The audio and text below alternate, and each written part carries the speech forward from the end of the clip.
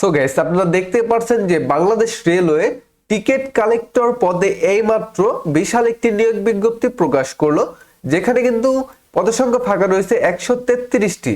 So guys, এই নিয়োগ বিজ্ঞপ্তিটা এইমাত্রই প্রকাশ হয়েছে এবং এখানে কিন্তু সকল জেলার নারী এবং পুরুষ প্রার্থীরা উভয় আবেদন করতে পারবেন যদি এইচএসসি বা সমমান পরীক্ষায় উত্তীর্ণ হয়ে থাকেন। তবে উচ্চতা নারী এবং পুরুষ প্রার্থী উভয়ের ক্ষেত্রেই 5 ফুট 5 ইঞ্চি থাকতে হবে।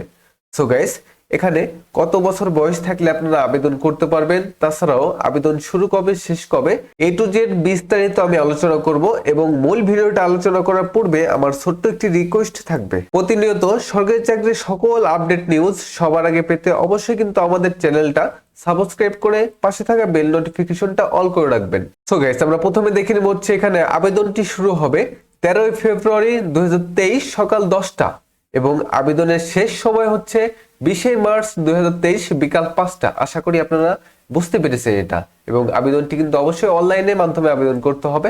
অনলাইনে যে এইচএসসি লিঙ্কটা সেটা আমার ডেসক্রিপশন বক্সে দিয়ে দেবো, লিঙ্কে ক্লিক করে আপনারা সুন্দর করে আবেদনটি করে নেবেন। সো গাইস, এবার দেখবো হচ্ছে বয়স। আপনার বয়স যদি 13/2/2023 তারিখ ধরে অবশ্যই 18 থেকে 30 বছরের মধ্যে হয়ে থাকে তাহলে এখানে আপনি আবেদন করতে পারবেন। এবং মুক্তিযোদ্ধা, শহীদ বীর মুক্তিযোদ্ধা এবং শারীরিক প্রতিবন্ধী কোঠায় যারা আছেন তাদের ক্ষেত্রে 18 থেকে 32 বছর বয়স গ্রহণযোগ্য। আশা করি আপনারা এটা বুঝতে পেরেছেন।